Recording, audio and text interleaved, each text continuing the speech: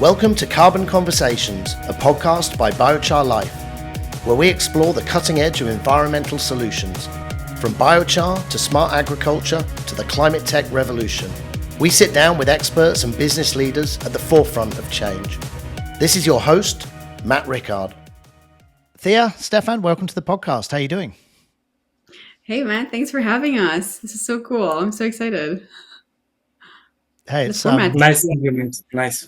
Yeah, it's cool. Well, it's new for me as well. So this is for anyone who's watched or listened to the podcast. But if you're listening, you're not going to notice too much different. Watching, you will. But yeah, first time for me trying a bit of a bigger audience than just the one-on-one podcast. So obviously we met very briefly. I was on the Rainforest Accelerator. You guys are a startup. You've been part of that. So we met very briefly on that, maybe 6 weeks ago, I'd guess. And I know you're in the biodiversity space. We overlap with much of what we do, and certainly with the way we see the world and the things we want to achieve. So yeah, today's a little bit about getting you guys to talk, not me, and tell us a little bit about what you do, and let's enjoy. I mean, I'll jump straight in really, and because I think rather than doing intros, let's just ask straight out. What inspired you to start Proon-Tech? Was there a kind of moment that sparked the idea? And I think through answering this, maybe give a bit of background on Proon-Tech, what you guys do, what it's all about.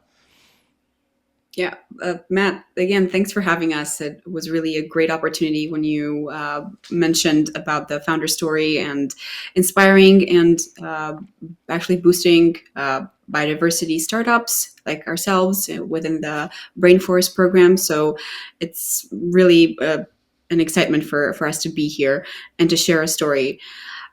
For us, it was an amazing moment back in 2023 when Stefan came to me and mentioned how he has a great solution and technology and a few ideas on biodiversity and conservation and also tree management. And I, being myself a nerd of anything that has to do with agroforestry and technology, I was keen to listen to everything that he had to say, and I realized that there was a huge space and opportunity for what he was telling me about, and we just figured the timing was perfect because we've known each other for 20 years. I keep telling people this, that this year we had our 20th anniversary, friend-versary. Cool.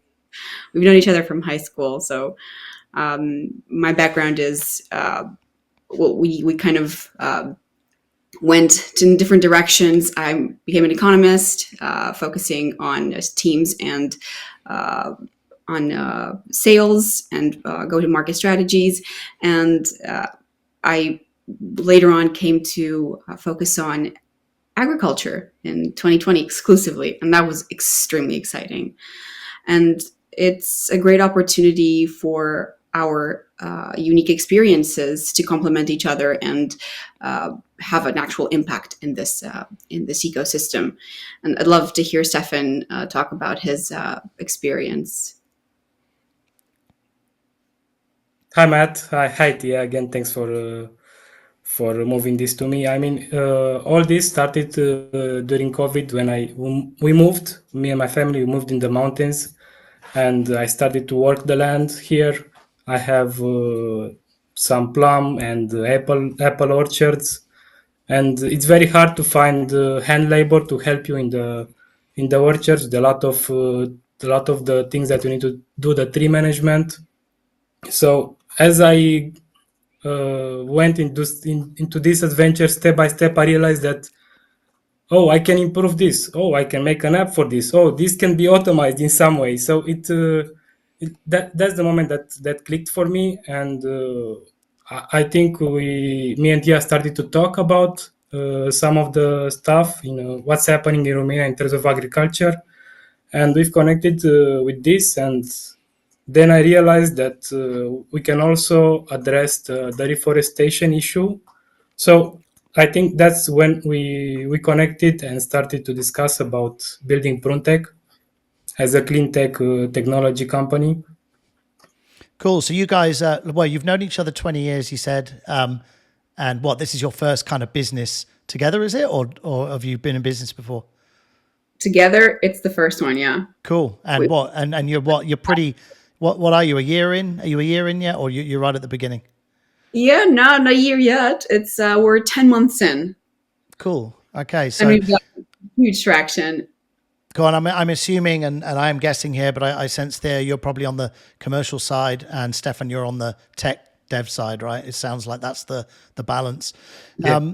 Maybe give me a little bit, and for the audience, tell us a little bit about the technology. What does it do? I mean, that is, fundamentally, that's what the business is. Fundamentally, you're a tech company in the biodiversity space. What is the technology? If I'm a customer, what does it do? Either of you, who's best to answer that? Well, firstly, I wanted to kind of make an intro here on the market because whenever I've worked with founders in the past on agtech, it was a huge aspect, a hugely important aspect to find the right market. Of course, product market fit is extremely important. And we realized out of what Stefan was sharing about the products that we can create together, that we had addressable markets that were really ripe for impact.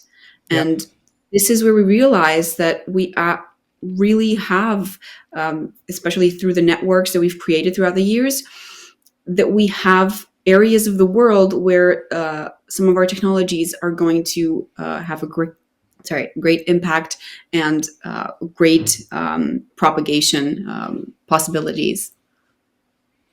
Cool. So what? And yeah, go on. That I get you totally, and obviously it's very good to have an addressable market with any tech startup, and we can talk about that more. Just give us the high level pitch of what the tech does. Where do you sit in the market in terms of who are your customers and what problem do you solve? Whoever wants to answer that. Well, we're talking about customers and the market. We're speaking about biodiversity solutions and tree management. Yep. If you want to, long story short, it, because you have to be mindful of the time as well. And the technology that we bring forward focuses on forest owners and landowners, because they can also have either forests or orchards. So we're talking about tree management. Those are main target audiences. And we realize that this is where we can bring a lot of value to those landowners, and especially not just now, but throughout decades. And it's something that normally fewer founders focus on. Not that it's not a great cause, though, but it's long-term commitment. So these are the markets that we're focusing on, especially through Europe, Africa, and Northern America. And we noticed that the problem was the biodiversity of those targeted areas, because you can always plant trees, and there are so many activities out there and so many organizations are planting trees out there, and they're doing a great job, although most of these are done manually. And we noticed that this is highly difficult to be sustainable until 2030 and beyond. And this is where we came up with a solution that focuses on boosting biodiversity and boosting the survival rate of trees. And of course, these have huge ramifications in terms of soil health and water consumption and soil erosion, of course. And overall, the effects will be healthier soils, richer biodiversities, and of course, richer landowners, because they will be able to thrive based on the biodiversity they bring. And what they will see with their own eyes, how wildlife is going to be richer and visibly healthier. And Stefan will complement the product part and how we actually do this. Cool. Yes, thanks, Thea. Now, the main thing that we are trying to achieve, and we are already achieved through test, it's seedling and seed pods that we basically plant the trees inside when we do the actual planting, and this way of planting will increase the survival rate of any planted tree in any location, because we do also a previous assessment of the soil and of the environment, and we address these issues in the composition, in the spatial composition of the pods. So, moving to the biodiversity, we also try to deliver these seedling pods with that we call science. We also try to deliver this with a biodiversity package that will boost and also help within this growth to achieve maybe a bigger yield, or for example, pairing a small bush tree with a forest tree for timber.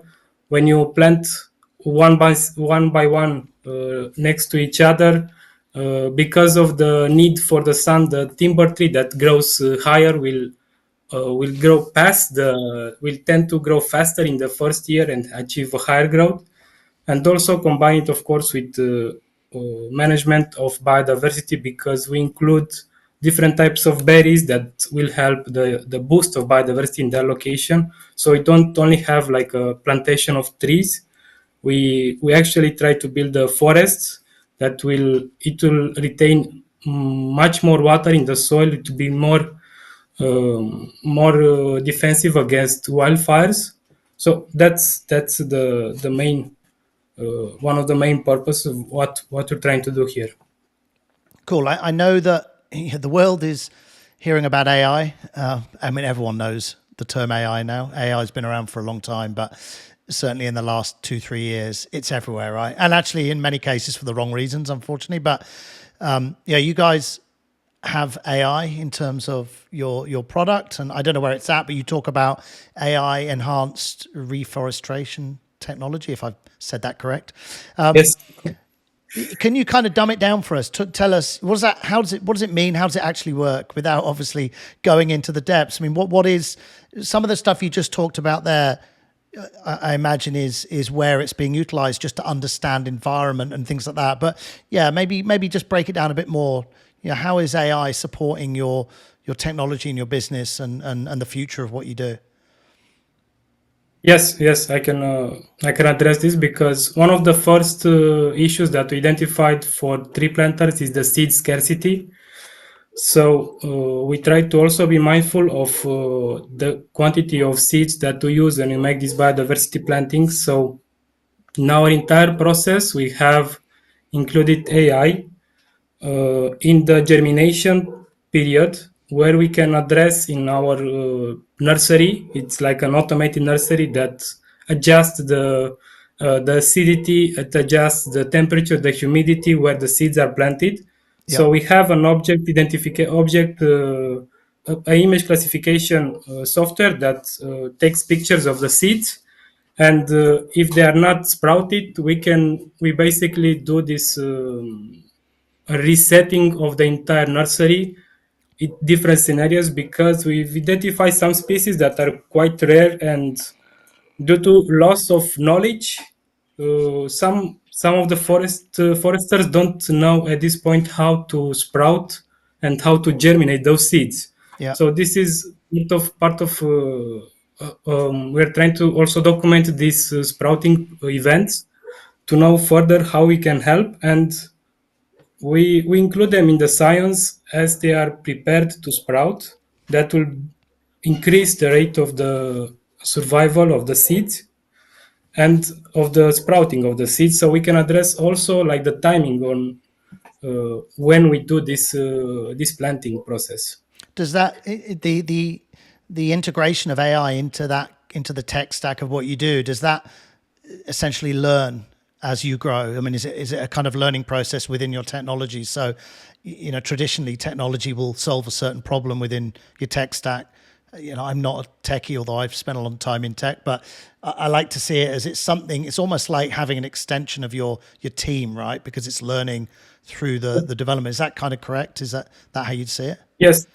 The way to learn, as you feed the AI different seeds from the same family of trees, of course, it will start to see patterns of how to better prepare the seeds for sprouting. So we can address by itself this sprouting event, but Yep. also we are very mindful of the usage of AI. So we have this ethical approach of using AI, and any resource that we consume while using AI, we try to be mindful of this, because we don't want to overuse and use consume a lot of energy. So we try to be precise and efficient in all this process. Sure, And makes sense.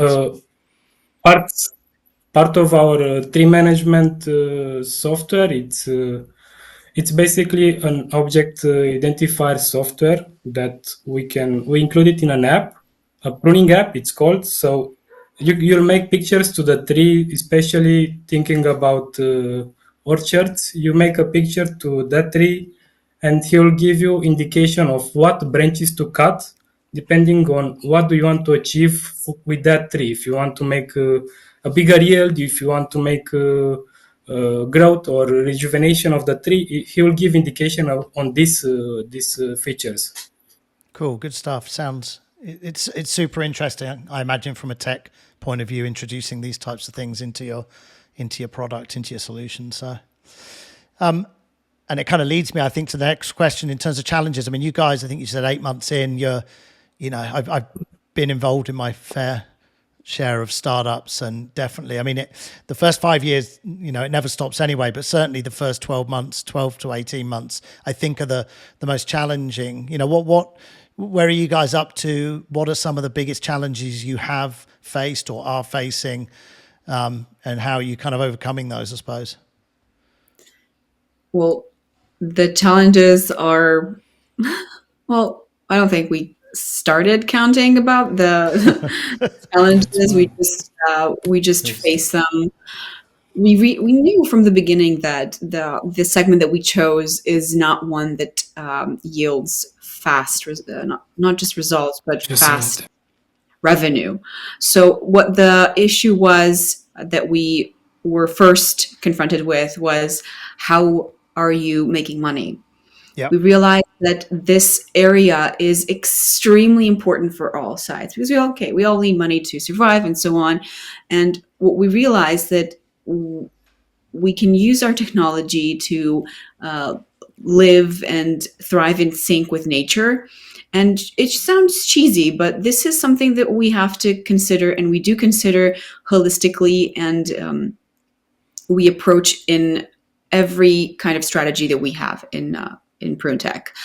We notice that the technology and the way we use it is a possibility to create effects now and actions now. So you can see a whole explosion of benefits in the future. We're talking about planting trees now for future generations to live in the shade of. So it's something that we noticed yields benefits throughout generations. But now, when we're talking about biodiversity credits, we're talking about carbon credits and carbon sequestration. So these are the benefits that we can complement now. Yeah. This is the ways that we create value now, considering that we are helping nature thrive and restore native biodiverse ecosystems. Why I'm saying this is that this is extremely valuable for communities and for local nature. Instead of invasively coming to use technology and just run over what's existing there, we realize that forest owners can increase the biodiversity in their surfaces and get higher coverage, higher soil humidity, and this leads to a number of rippled effects. The challenges were to show people the wider image, to show that why acting now is extremely important in order to see effects faster. There was a quote saying that the ideal time to plant a tree was 20 years ago. The next ideal moment is now. So it's the faster that we act now, the better. And the way Stefan mentioned earlier that we're using our technology for good, there's a number of benefits for using AI and, like, for example, seed grading or processing and creating this kind of micro ecosystem that we can tailor remotely for, I don't know, surfaces and soil conditions in North America or South America. And we can do this from where we're based.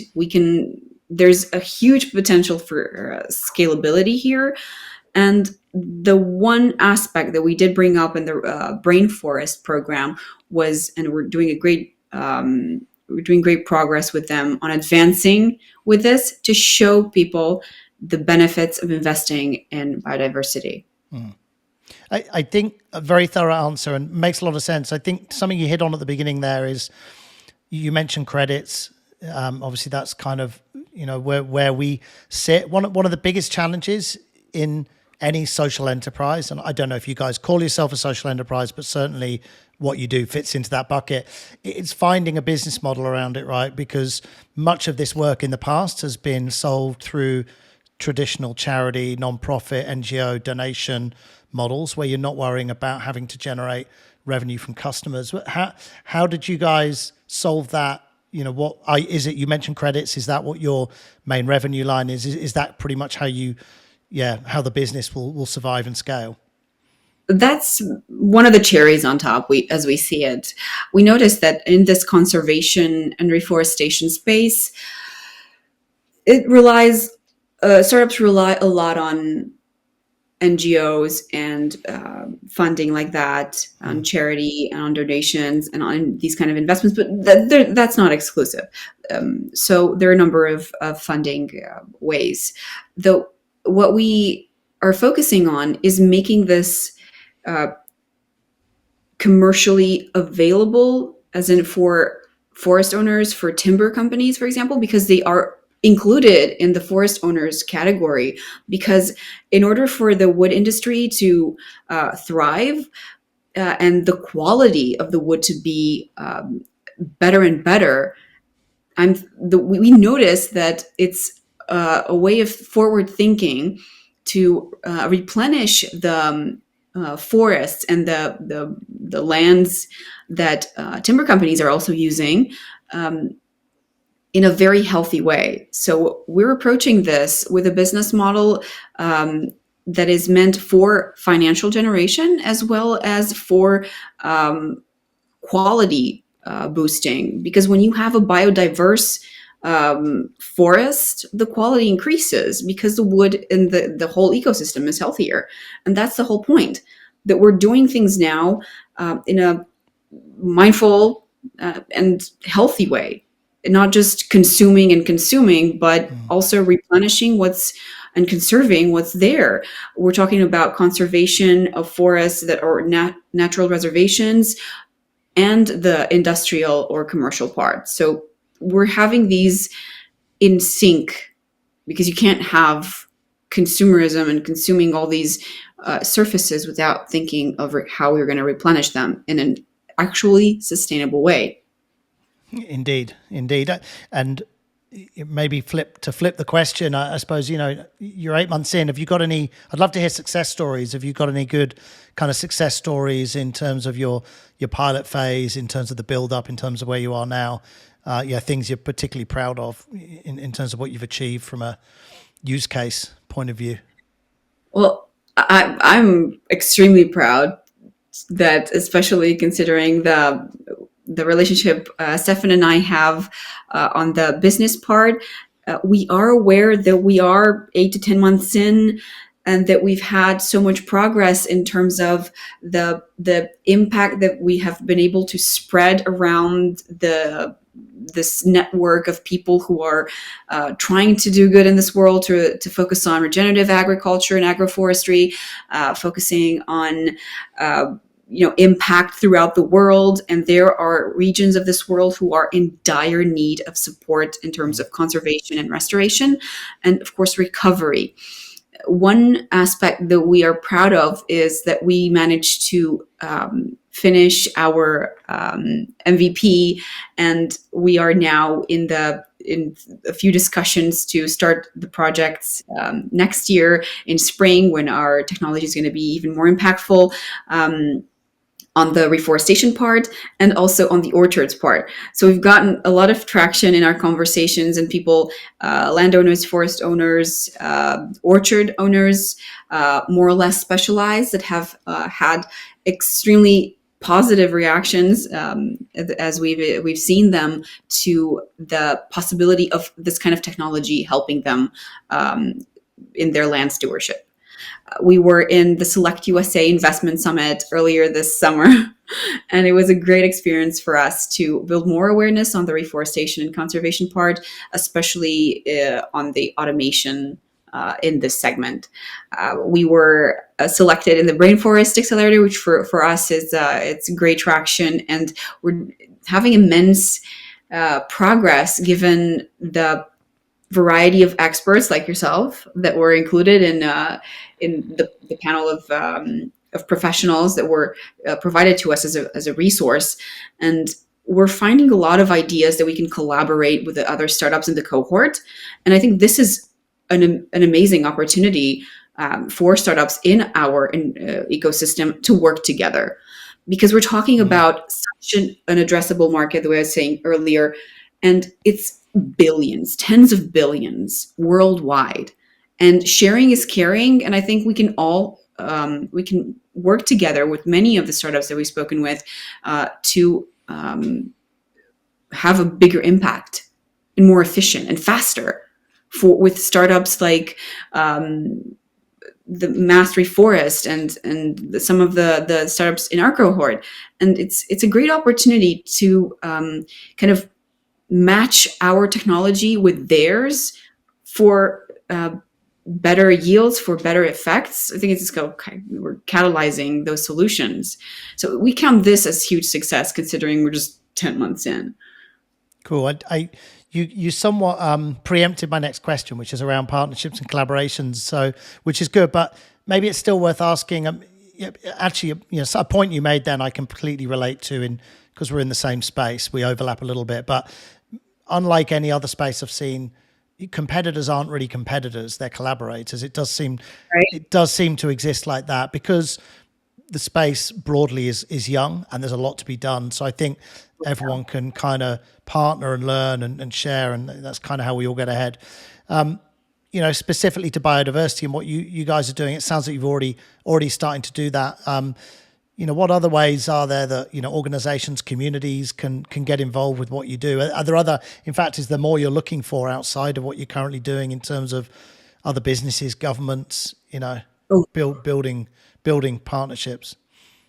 Matt, that question blew my mind. And I'm overwhelmed with excitement here, because we have had such extremely interesting conversations throughout this year with governments, with associations, and private companies, whether they're in agriculture or aerospace. And because of the fact that we see the convergence of this technology, of course, there are extremely diverse areas of applicability. There are governments who can benefit from this to boost their communities and their local ecosystems, because people, whatever happens, wherever technology goes or how AI and spaceships move forward, people are still going to have to move and live in harmony with nature in one way or another. And it's what we've seen, that when we're looking at areas that were previously not approached in terms of forestry, we're touching on afforestation and terraformation. These are segments that our technology can actually start planting those seeds. And it's not, I'm not using this cliche scarcely, but what we noticed, that the technology that Stefan built helps those ecosystems begin to sprout life. And when we're talking about areas like the MENA region, like Middle East and Northern Africa, those are areas that could really benefit from solutions like ours. And as you said, Matt, the partnerships in this space are amazing. And we know that we can partner up and complement existing technologies. And one of the other successes that I wanted to mention was that a partnership that we're beginning is for a foundation that's focusing on reforestation and conservation. And the questions that we got from them were give us more innovation. They've identified areas in our technologies that pairs greatly with where they are now and what they're looking for. So it's an amazing opportunity, not just for us, but all the startups in the ecosystem. Cool. And leading on from that, and maybe a question for you, Stefan, in terms of the technology, what you do. I mean, you're called Proon-Tech, so it's not, there's nothing hidden in the name. Are there things you're already using AI? Are there things you're excited about when you look ahead the next 1, 2, 3, 10 years in terms of what's coming? Are there things you're waiting on? Are there things you hope to see? Yeah, talk to us about the future of technology in this space and what might be coming. Yes, thanks, Matt. Now, we have, of course, our internal roadmap of the technology and how we envision that in 5 years we'll have forestry as a service, and we're building every small step by creating new tech that will bring to market step by step, and all will connect together in this last segment of providing like a modular deployable unit on land to provide forestry as a service, starting from maintenance, because you're also talking about tree maintenance, cutting them and cleaning the area, and also from that biomass we will build the science that will deploy on the land to reforest the area, especially if we have an area that was deforested, and we try to rebuild that unit, that conservation, let's say, sector. And we can address this starting from telemetry and starting from how the land looks. We can address this with different technologies that we'll start testing in spring, because with our discussion with this conservation association foundation, basically we identified 6 pilot testing with 6 different technologies to use science. So with this pilot testing, we'll address basically every type of landscape with our science, and I think that's the future, to have a deployable unit that will clean the old logs that were brought down by wind, or they are very old, and they will start. They are one of the main generators of wildfires. So as we clean them, we already have a good microbiome there. We already have biomass to build the science. We'll just add a little of water and a little of our composition in the science, and we'll launch them either by drone or a small robotic unit to plant step by step the entire sector. And that's 5 years for us. Cool. Robots, drones, a lot coming. Sounds exciting. A lot coming, yeah. Cool. Step by step, baby steps. I'm mindful of time. I know we don't have too long left. We started slightly late, so I know that you guys have got calls. Before, I suppose, just to kind of end off, really, I'll get you guys to share. But is there anything I haven't asked, I suppose, that you'd like to share that we haven't asked in the last 30 minutes or so? Well, one aspect that we were thinking about was a few of the areas that we touched on during Brainforest. And you mentioned something earlier about communities and social impact.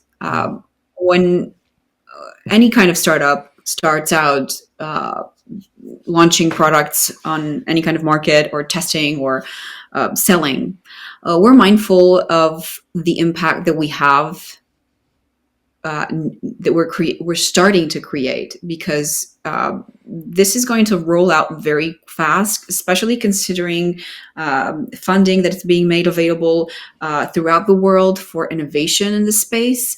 And just recently, we noticed a success story of a few $1 million in the conservation space. And we noticed that visionary investors are starting to focus on these areas because our technology is approaching this segment through software as well as hardware. Yeah. And what I've had conversations start this year focused on what investors are looking at. We're looking, of course, return on investment and revenue. Of course, we always have to be mindful of this when we're deploying any kind of technology. And they have been highly interested in this pairing of hardware with software, which before now they were kind of steering away from.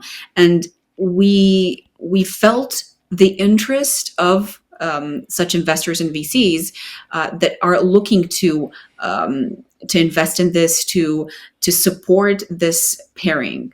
So they're no longer starting to run away from the idea of hardware, because when you think about climate impact, when you think about actually creating a legacy in this soil, because we're talking about soil here, and about the earth overall, especially in terms of carbon sequestration and water management, it's something that you can't have with just AI or with just software. You have to think about how you integrate this and how you actually collaborate with the soil and with nature. So this is, maybe it does sound cheesy, but it is extremely true, because you have to work together. And this is what we're trying to do. Yeah, I don't think it sounds cheesy at all. I think you're absolutely right. And I think it makes to the good point that obviously we're also having parallel conversations about how you guys may use biochar at some point. And there's actually, I'm in 2 conversations now that came off that session. Another conversation with another biodiversity startup that is also, because biochar is one of these things that if anyone is in this space and has waste, biochar starts to become a really useful way to, keep that kind of cycle alive and making sure there's you're circular within your process. So look, we're kind of at the end. I know you've got another call. Why don't you just leave, how can people find out more about Proon-Tech? How can they get in contact with both of you individually, if you're happy to share those details? And whatever you share now, I'll also put in the notes for anyone watching or listening. Absolutely. It would be great to have everyone know that we just launched our freshest white paper today, and it's focusing on recommendations for biodiversity using a specific kind of seed variety. And we are available through our website, and anybody can reach out to us on LinkedIn, especially people who are looking to develop aspects in or technology in this space, and who want to complement our technology or partner up for a bigger impact. Cool. Yeah. So your website is, so it's Proon. I get you to say it, because for anyone who's walking around listening to a podcast in their headphones, they won't be able to write it down. But yeah, go on. Yeah, Proon-Tech.com is our website. Straightforward. There it is. Cool. Awesome. It'll be in the notes as well, but it's always good to speak it out loud. So cool. Absolutely. Look, thanks. Thanks. Yeah, thanks, Stefan. Appreciate you guys joining the pod, and we'll keep talking on the biochar stuff as well. So yeah, enjoy the rest of your day. Thank you so much, Matt. Thank you. Cheers.